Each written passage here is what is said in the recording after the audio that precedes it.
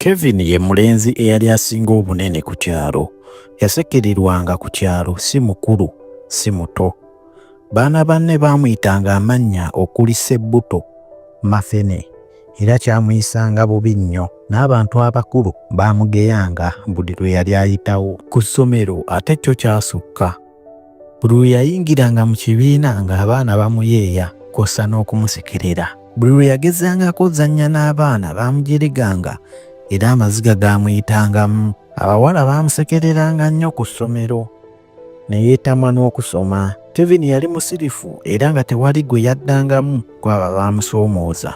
Yeebuulirira n'agamba, lunaku lumu mujja kundaba, nja kuba omuntu ow'omugaso mu nsi eno.